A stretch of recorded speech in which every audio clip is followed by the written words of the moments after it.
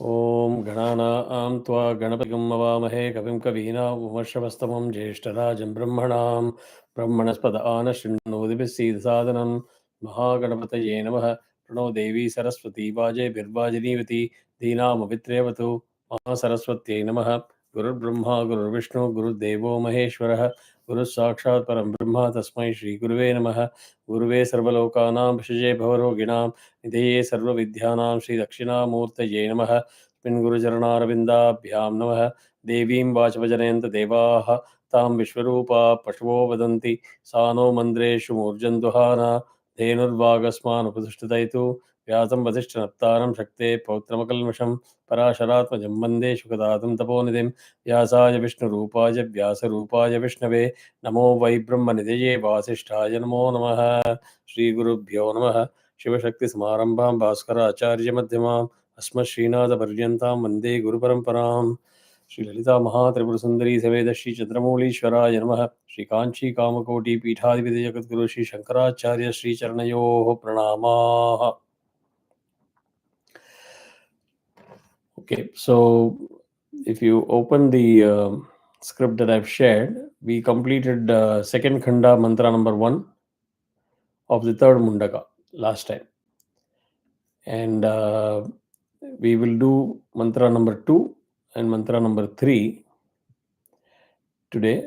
And then I'm going to be making it a little interactive on a very interesting topic, which will set the foundation for the next 2 classes. We'll go a little bit deeper into the whole element of mind, intellect, chitta,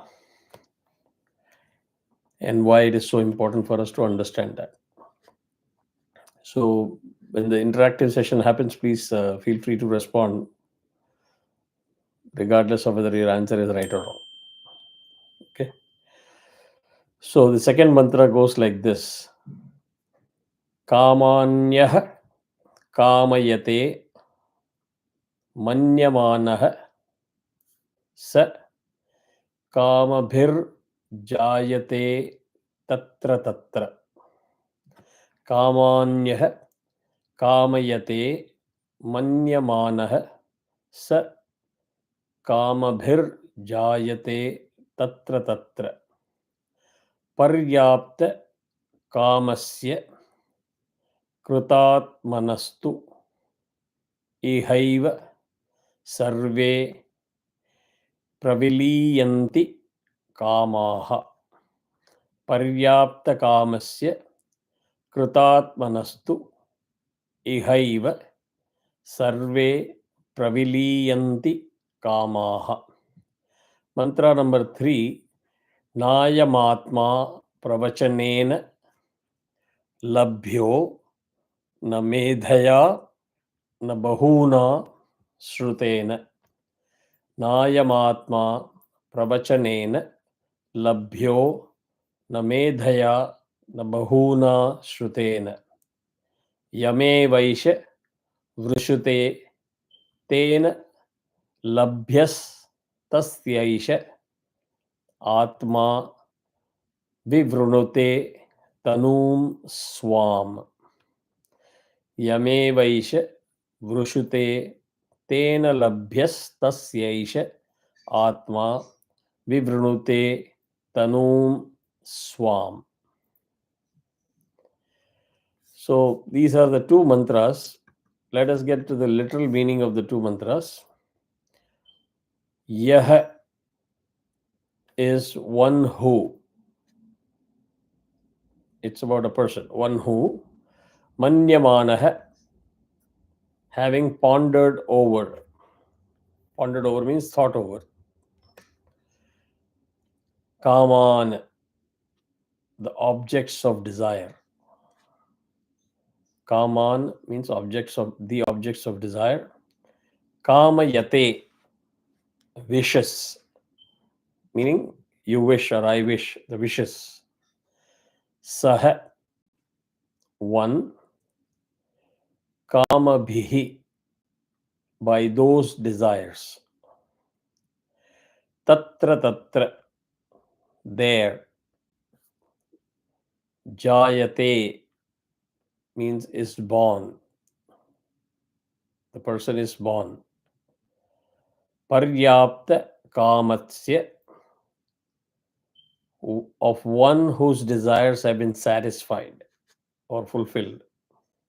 Paryapta kamasya, of one whose desires have been satisfied or fulfilled. Krutatmanah, of the man of self-realization. Krutatmanah, of the man of self-realization. Tu means but. Sarve, all. Kamaha, again is desires. Iha, here. Tatra is there. Iha is here in this life. Praviliyanti, disappear. Praviliyanti is disappear. So, in summary, what this mantra says is whatever desires one desires with eagerness of mind, by virtue of those desires, one is born in those places. Tatra tatra, those places. But of one whose desires are satisfied, and of the man of self realization, verily all the desires disappear in this life.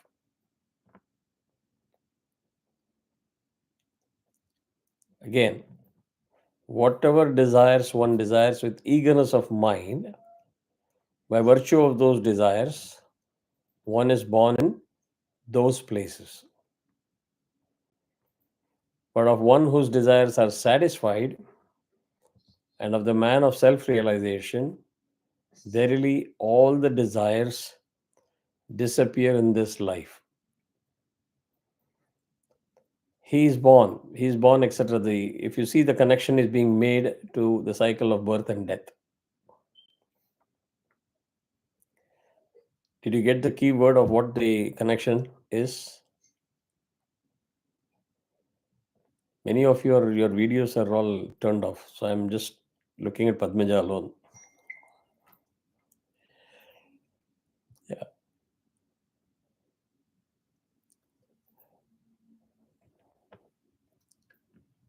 You can unmute and respond if you know the answer.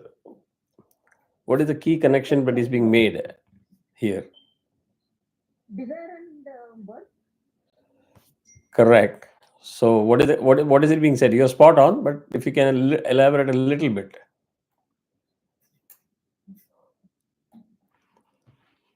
We are born in the place where we want such a place. We are what desire we get, but a person who is having no desire ends up being desireless in this life only and may not have any place to be born next to the birth. Perfect answer. Perfect answer. The whole cycle of birth and rebirth happens because of your desires. Now, when you start talking of desires, Yes. there is a concept of desires getting fulfilled or desires getting destroyed. Right? Desires getting fulfilled or desires getting destroyed.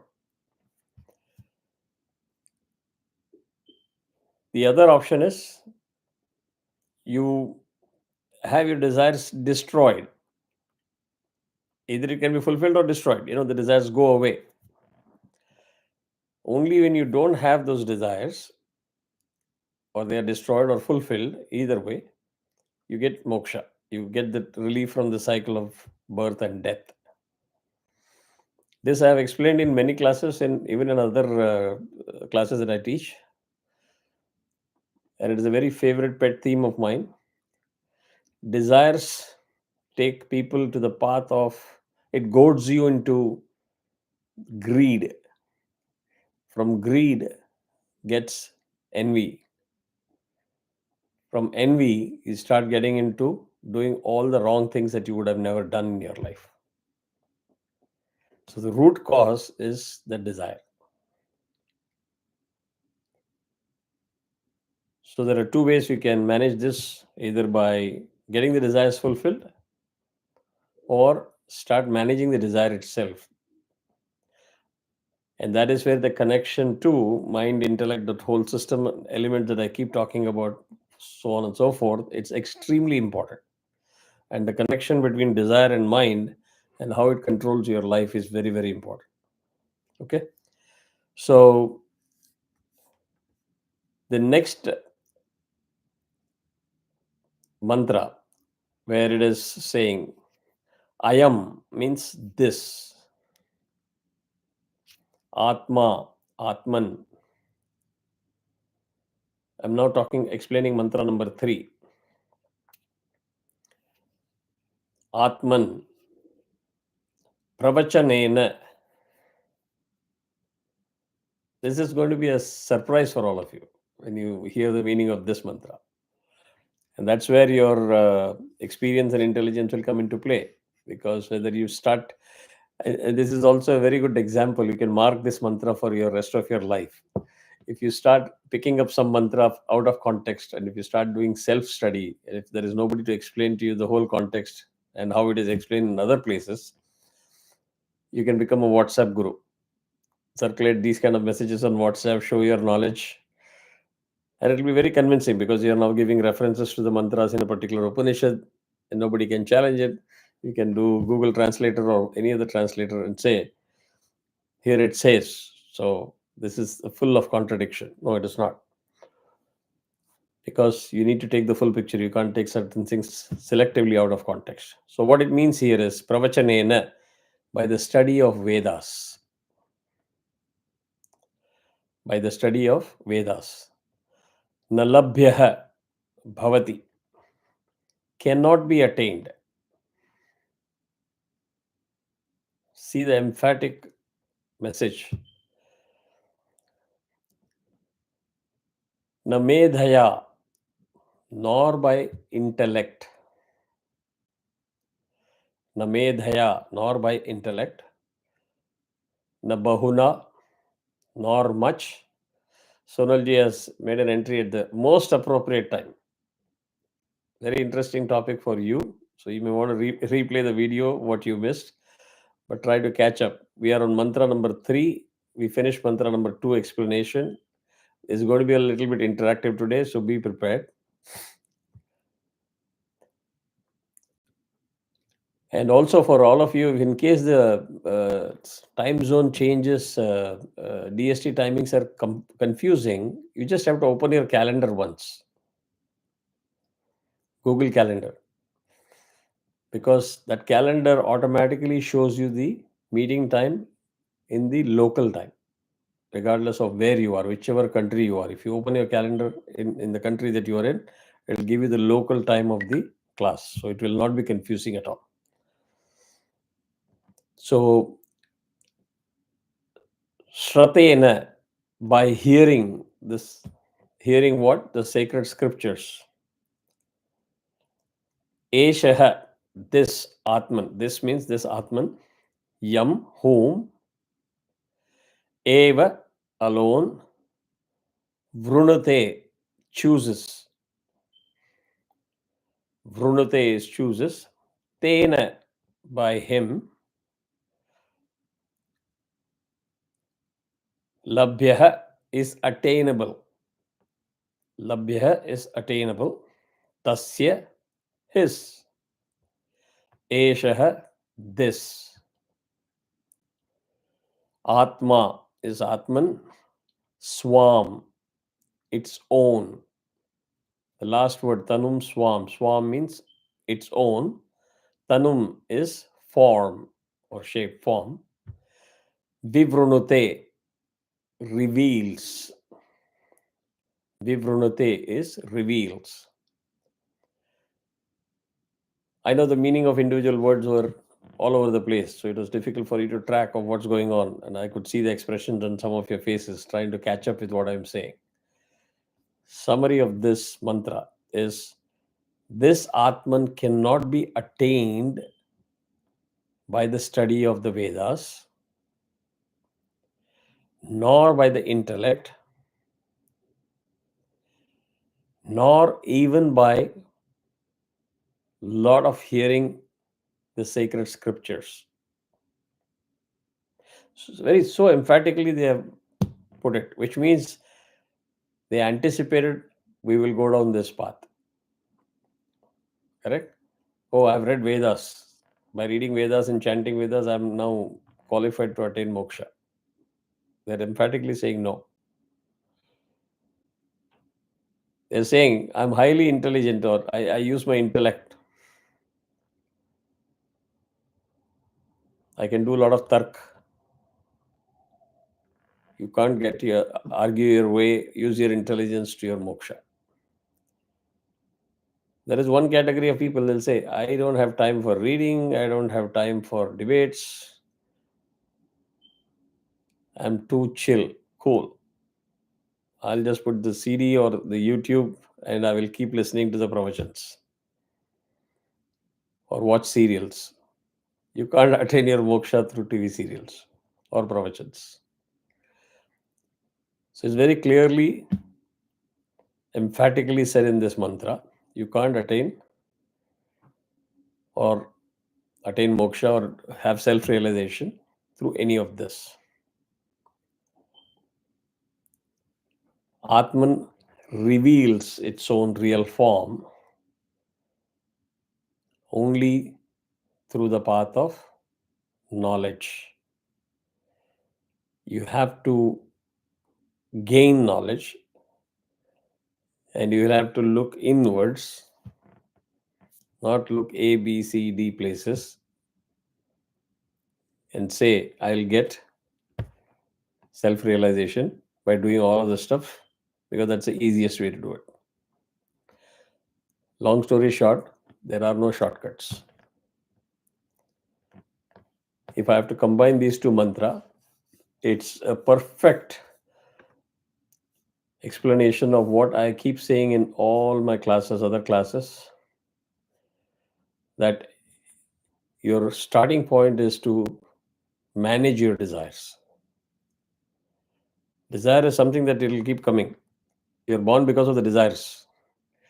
And to go one step further, it's not something which we are talking of in hyperboles here. If you're familiar with the Antyeshti procedures, right, all the 13-day ritual, regardless of whether you're north, south, there is one day where a lot of food is cooked without salt. Are you familiar with that? Any idea why it is done? It is generally believed that the soul which has left us, departed, it keeps moving around, the family or the dwelling place for some time. So if it sees that people are crying and all that, it will feel sad that it will not go to the other loka. So what is, and if you keep giving tasty food to the soul in the as a pindam, then again that desire will still be there. It will feel that okay, chalo, I have everything here, so let me stay here.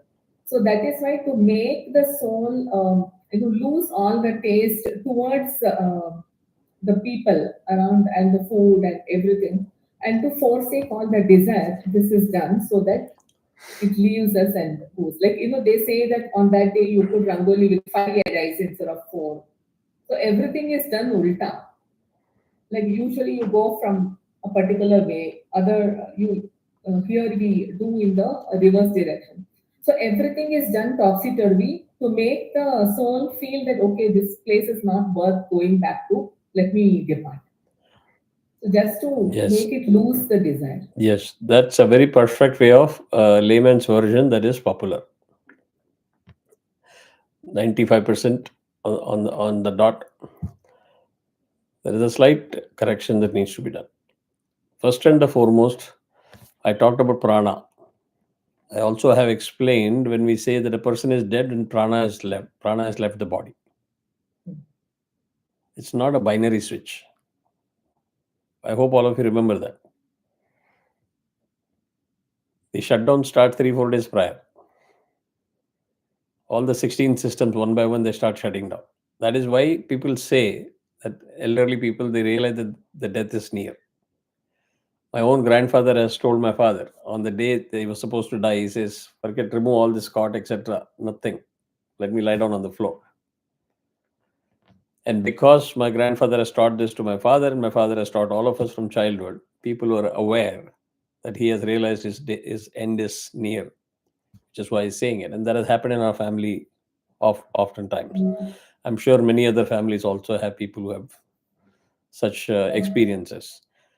That is because the shutdown process starts. And the shutdown process is when your life history will come back in fast forward video.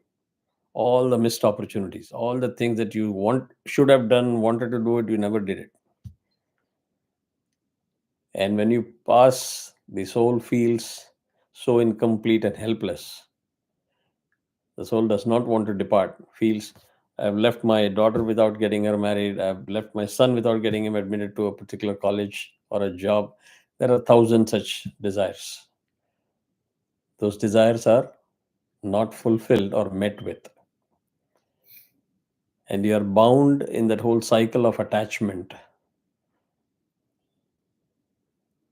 And you feel a sense of responsibility because of which the soul doesn't want to depart. That's number one part of it. Salt is used as a medium for the debit and credit. I'm trying to explain to you in a very simple layman stuff, right? You feel a sense of obligation or gratitude when you are given salt, whether salt is in the food or salt is even given as a kilogram of salt to you. This is very clearly uniform across North India, South India. There's no difference. Because with food with salt gets you the taste and desires to have, I need more food, good food, serve some more. All those things get attached. The moment you take salt out of the equation, you say, "Chi, who's going to have this food?" You start detaching yourself, and then by which you break the bonds of give and take.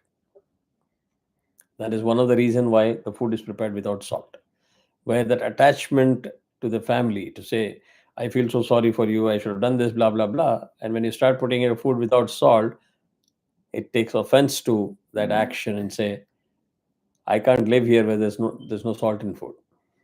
I can't eat this food. Let me go. So it's used as one of the Sampradaya ways by which you say you are free. You may feel whatever you want. We don't feel that you're obliged to take care of us. We'll take care of ourselves. Now you go. Right? So you will see the consistency in the message about desires and wishes and fulfillment of desires, etc., which is what is this explained in this mantra. So,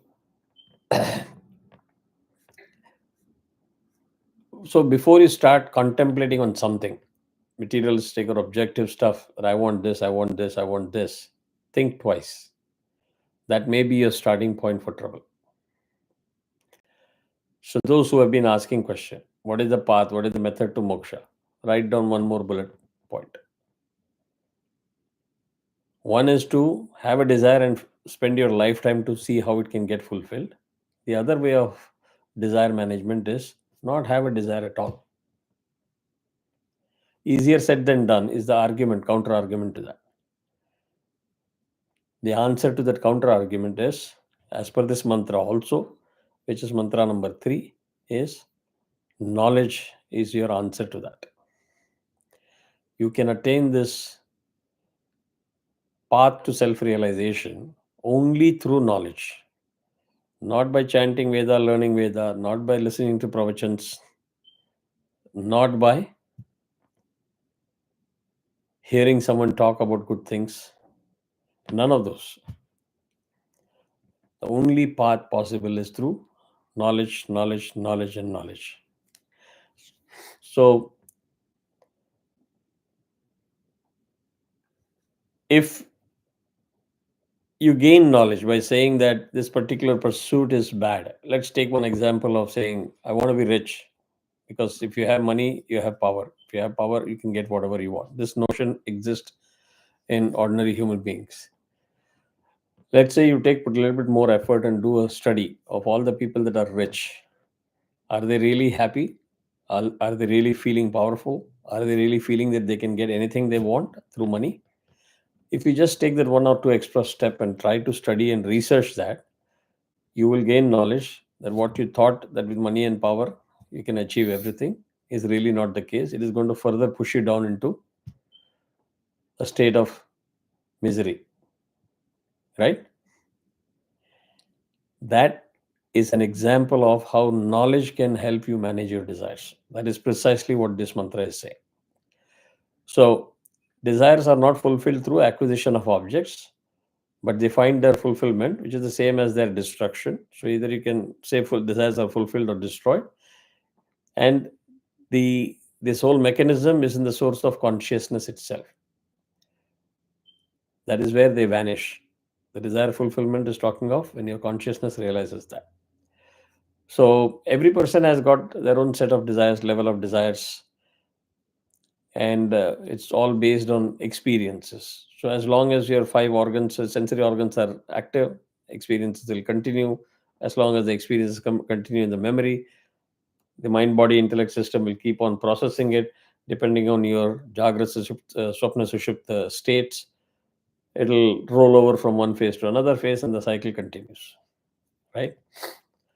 So only when these desires are fulfilled or destroyed, it is like that cast that is in your mind, like a plaster that goes away, and then you see there's something called Atman. You believe in Atman, know about Atman, believe in Atman, practice everything that is being told to realizing that Atman within you, not outside, not in the temple, not in a picture frame, not in an idol, nowhere. It is within you.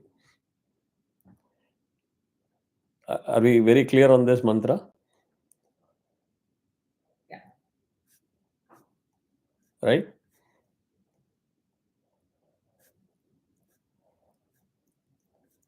So Atman is always there. It gets revealed when you believe in that, when you pursue that, when you learn more and more about that. That's the main part. Now here there are certain things that I would like to now ask questions, and let's see how many of you are really able to honestly answer that. This is not a quiz. This is about you and your way of thinking, etc. Right? Now, when we say buddhi or intellect is active, what is required for that to be active? Wisdom. Keep answering. I would like to hear from everybody. Consent or the Brahman existence. I'll repeat again. When we say buddhi, intellect, is active, for you to be active and alive, you need oxygen, right? Without that, you cannot think that you're active. So similarly, for the buddhi to be active, what is essential? That was my question. She said, what? Wisdom, right? And what was the other answer? I said the life. Consent. Life, the oxygen. What you said, the oxygen. That life force should be Okay. there for the. So there are three answers so far. What else? You have to refresh yourself. Okay. See, for the buddhi to be active, it has to keep on perceiving something. It has to experience something. It Okay. has to Yes. learn something. Okay. Radha is trying to It say has to something. receive the original light from Experience.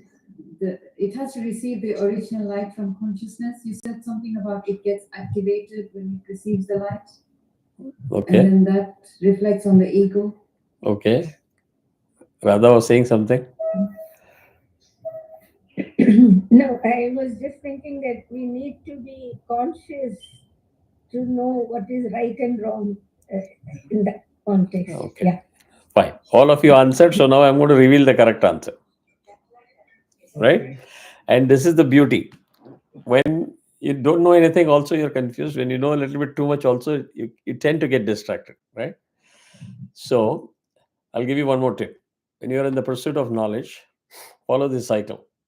As you keep learning, at periodic time, you need to start optimizing your knowledge. It's like, just imagine, ladies can understand this better. You buy saris after saris and clothes after clothes. You get gifts. At some point of time, it's going to be overflowing in your closet. Correct? Yes. The most immediate thing that you need to do is to organize your closet. You start managing it. Some of the things are old. I'm not going to wear this anymore. So put it out so that I have space for this, and I'll keep what I'm going to use now closer, at reachable height, etc., etc. Same way with knowledge. As you keep getting knowledge, there will be stuff that you probably don't need. It comes as part of the package. So you start organizing that knowledge into a structured way, the way you can remember and understand. Very essential part of learning. And that will help you in avoiding into that cobweb that you normally tend to weave for yourself around you. Right? The shortest and the straight answer was, for intellect to work, memory is important. Data. Yeah. Usha came the closest to the answer by getting the focus on the elements and the process that I've described so many times. I said 5 sensory organs creates impressions. It stores in the memory as impressions. Intellect is acting like a CD reader and converts that impression into a video. And when you attach the I with that, it becomes experience. So you saw how simple the answer is? For the intellect to function, you need banks or memory of data. So when we say organize your knowledge, do we also have to clear the memory or erase the memory where is not needed, and then Yes. so that you go on refreshing? So when I initially said refreshing, I was referring to that, Fair enough. I mean, memory, it is like in our computer, the Yes. emails which are not required, we just go on deleting or cleaning up. Temp files, which we call, files. yeah. Yeah. Otherwise, it creates cross links and corrupt the Yes. system itself. Yes. Right. But is it possible to erase memories? Yeah. Is it possible to erase our memories? It does. Absolutely possible. Yes. Do you remember what cloth you were wearing the third day after your marriage? So you answered your Okay, question. it got lost. I did erase it. No, it lost. So I just gave you an example where you tended to project that memory is permanent. I just gave you an example, memory is not permanent. No, I still remember the scoldings of my in-laws, but then I Selectively. can't simply erase it. No, selectively. Selectively. You do me a favor. I don't want to take time in this particular class. Remind me, and I will give you a nice 5-10 minute exercise where you will say yes, memories can be erased. We'll get back to that. Is that fair? Okay. Yeah. I'll give you a hint. If you go through a traumatic situation, memory will get erased. It can be a sudden loss of somebody very near and dear to you when you are not expecting it. That's one example I'm giving you. So coming back to this, let's say that you have a certain gigabytes of memory in your head. Depending on how sharp your intellect is, with that data, one person can produce 10 thoughts, another person can produce 1,000 thoughts, another person can produce 1,000,000 thoughts. The volume of data is the same. But with a sharper intellect, your capability to read and process that can vary from person to person. Correct? Yeah. So do you think the person who produces more thoughts is intelligent than the person that is producing less number of thoughts.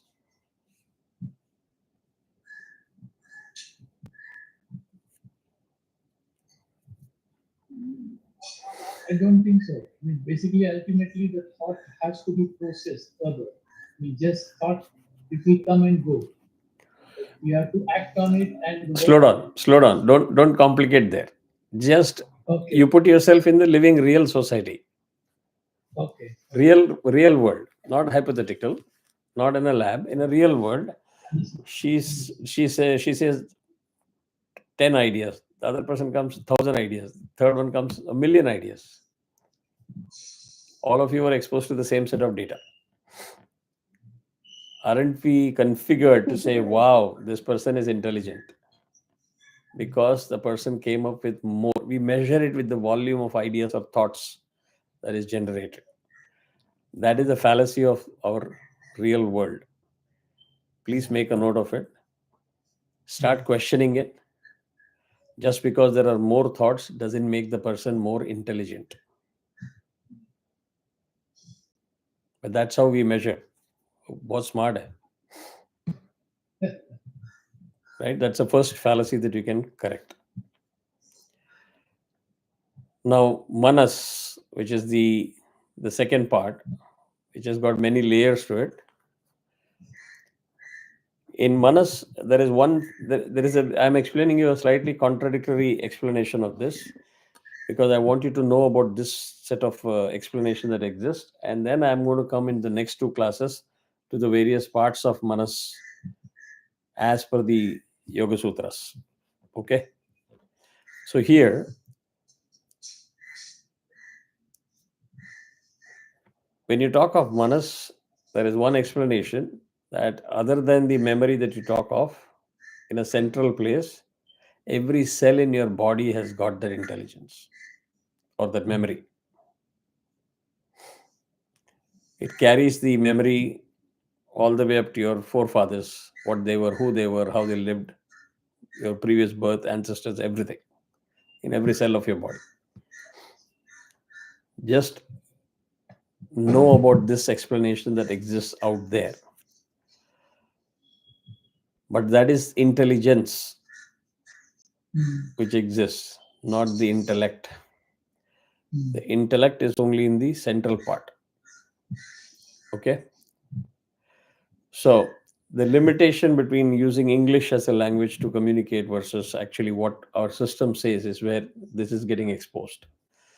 Because in English language, there is only one thing called mind. In our system, the whole Antakarna has got 16 elements of the mind. Not one, 16. Okay? So whatever you see in the brain is intellect, not intelligence. Now, what happens is, based on the data that you gather through your experiences, through your organs, you start reacting. We saw that last time. You have immediate reaction, response, etc., etc.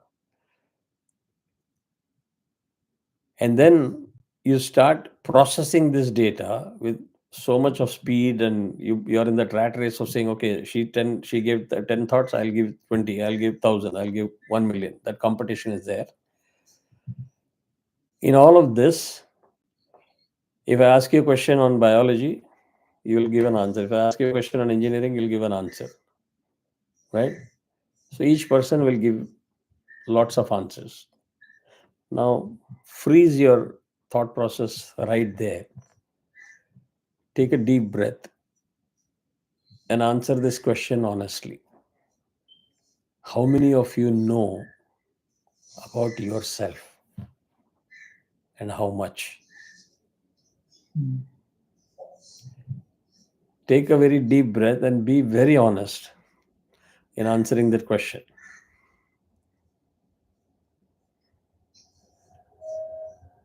You've got so much knowledge about everything around you, outside of you.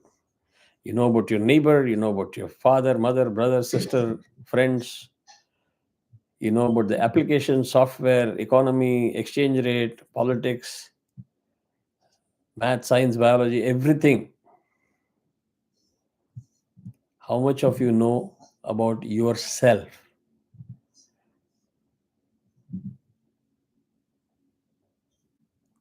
It should give you a wake-up call.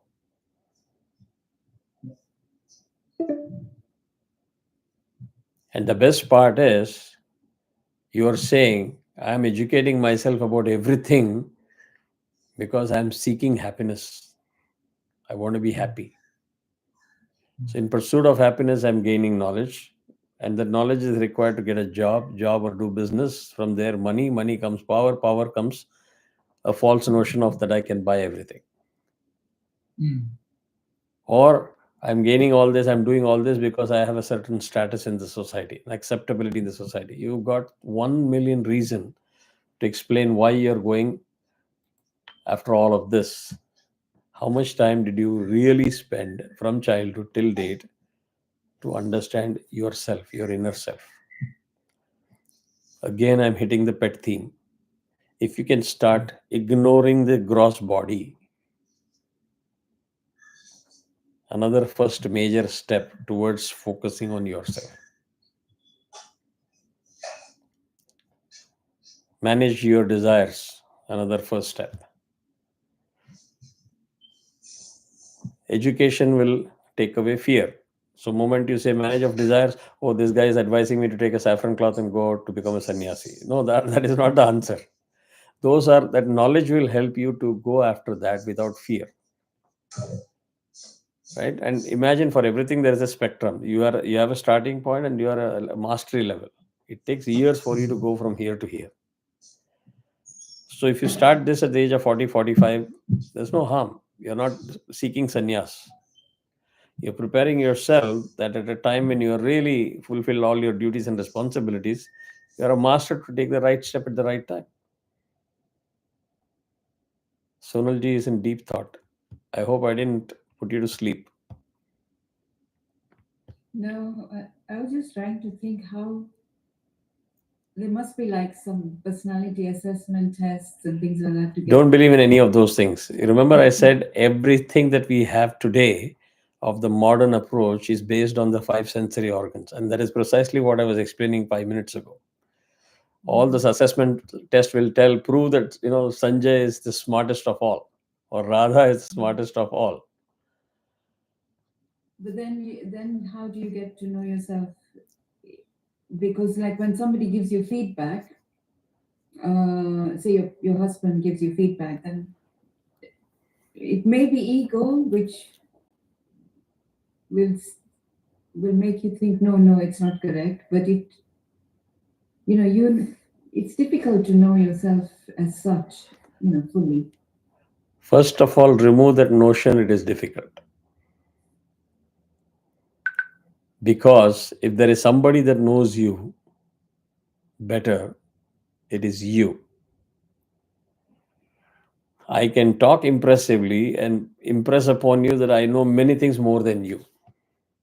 May be true about all of this, Mundaka Upanishads, etc. But if the day I start claiming that, Sonalji, I know about you more than what you know about yourself, you know where I'm going with that. You know yourself. You are supposed to know yourself the most and better. The reason why that is not surfaced is you have not paid attention and focus to knowing about yourself. So I'm saying start with the first very bold step of saying, I see things beyond the gross body. When you see it, you get latched onto it and everything revolves around it. Remove it.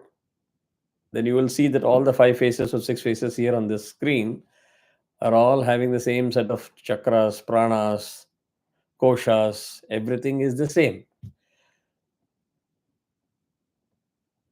That's your first step to know about yourself. And if you understand that this is all about the energy constitution and energy flow within your body, then you will start realizing, oh yeah, I understand I'm low on energy. I am high on energy. I'm aggressive. I'm passive. And then you start relating it to that subtle body, then the physical body.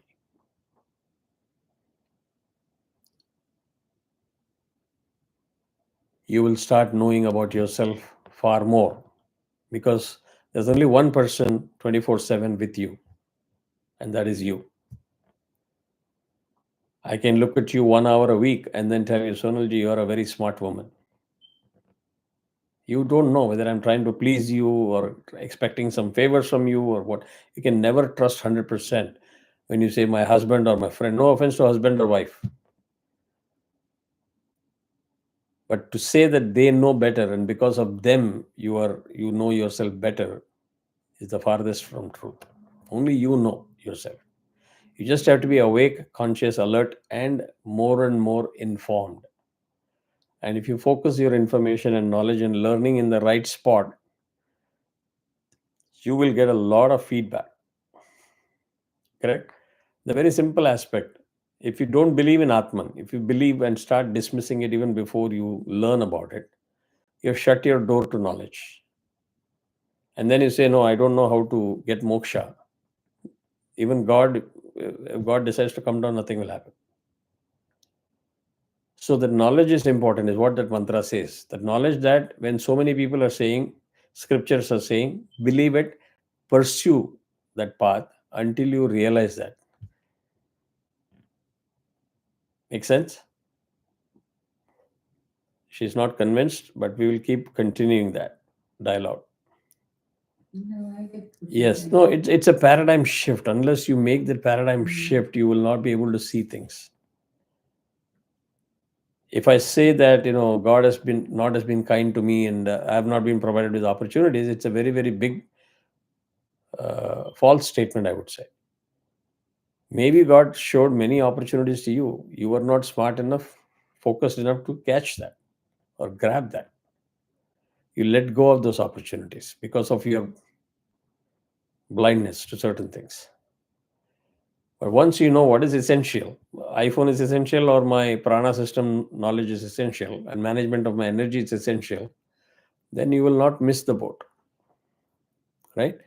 So here we established one thing, that just because somebody is able to generate more thought doesn't make the person more intelligent, etc. Right? So the next part is ahankara or ego. There are different names given to it, right?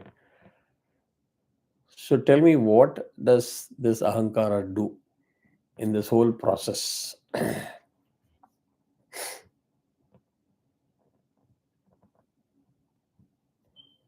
Is it just ego? Is it more than ego? What does ahankara do? It damages your relations and your thought process or humanity. No, your voice is breaking. Yeah. Now, can you hear? No, I can hear, but it is coming in patches.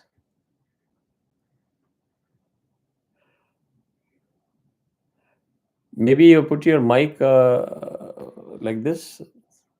On your headset, the mic is not close to your mouth.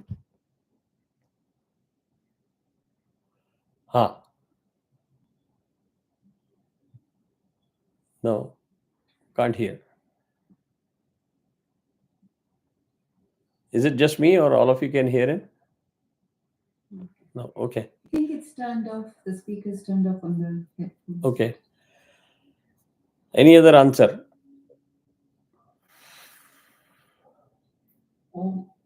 Ego will not let you learn properly, because when you learn from somebody, you feel, I already know everything. Why should I learn from somebody? Or does he really know more than me?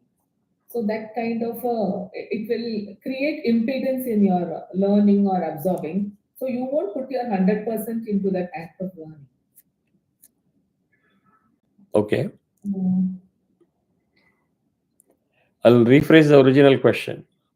What is ahankara? Is it just the ego? That was the original question. Ahankara is I, and it creates the impressions. No, it doesn't create the The impression. the same incidents, everyone perceives differently. No, slow down. No, one minute. Slow down. Is it ego plus One second, arrogance? Usha. Padmaja, please be aware. Don't commit that mistake. That's what I said. When you get knowledge, quickly organize it so that you remember it. And when I'm putting it in so much of simple layman's structure, there is a reason to it. The moment you deviate from that and say, yeah, I know what you said. All those elements, I know, you can reel off everything. And then you come back to a layman's view of the same topic, you have just erased your memory. Go back to the basics. Organs, like audio, video, inputs, creates impressions. I comes at the end. Yes. I does not create these impressions. Correct? Yeah. All of us are seeing the same screen. Yes. The impressions are the same. Yes. Your eye doesn't create a different impression than Sanjay's eye or my eye. Got it?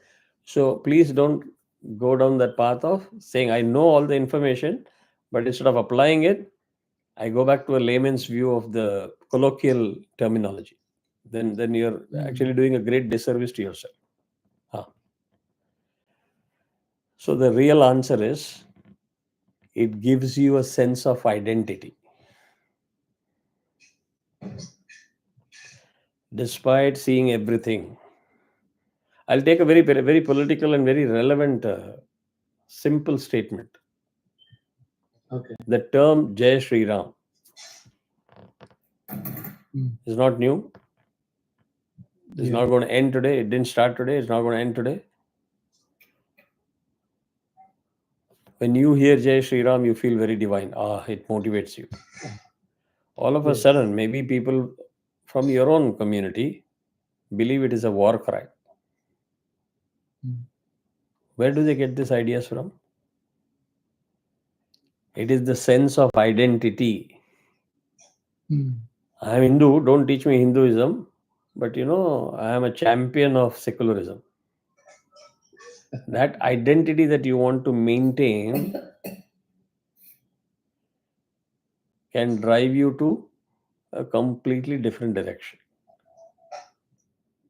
Just one simple example in today's context. So what I'm trying to do here is, Padmaja, especially I'm taking your name and saying it, start dissecting things from a colloquial way of saying things or understanding things. I've given you structures. Start seeing life in that structure slowly. That is how you will get down this path of knowing all these topics, understanding the connections. And in the next 2 classes, I'm probably going to take just one mantra, but go into the more details of connecting all the koshas and pranas, etc., and sort of give you a diagram of a 360 view from a different angle. And it will take probably 1 or 2 classes for that to understand. And especially you and Sonalji, both of you need to break from the shackles of your colloquial conversational styles or knowledge. Go back, take the notes, apply real life scenario and trying to understand through the prism of how I explained the process. Then you'll be able to understand the nuances of the topic. Does it make sense? And you will have to move away from that mistake that you commit, because you are told I creates that impression. No, I doesn't create that impression. Impressions are already happening without your permission, as long as you're in the awakened state. Right? Can you say that it is not sunlight there in UK? No, we are all looking at her background. We all will agree. Because I know she doesn't use virtual effects. So that's a real background. Unlike Sanjay, which is a virtual background. So we will all agree it is sunlight. That doesn't change. But what I explained, you will remember and understand slightly differently than somebody else and versus somebody else. So please don't lose the process or the elements. So what happens is, this ahankara or the sense of identity limits your thinking. And that's why you see in national TV debates, I enjoy it sometimes when I get stressed out. For entertainment, I watch Indian national TV debates, especially some channels, where there is a third dimension, not number of ideas. It's decided by the decibel level.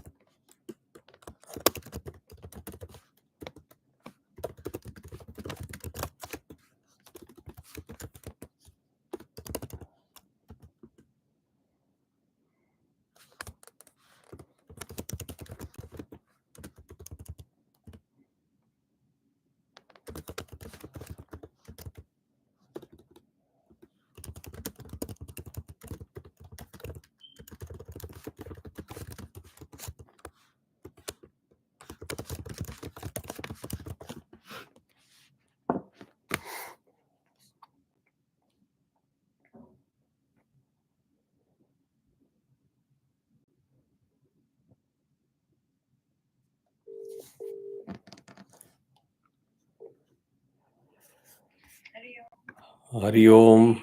Namaste. Are you finding the class confusing now? No. Okay. No, it's very good. Okay. Yeah, I'm glad you're asking questions because it may not just help you, it helps others also.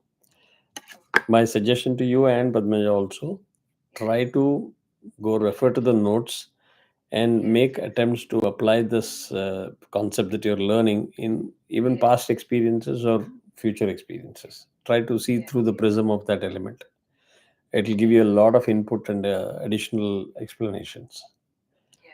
Right, and if you still don't are able to grasp what I'm explaining, feel free to stop and say, please repeat it. Don't worry about it. Yeah. You're very good. Thank you so much. Sure. Okay, take care.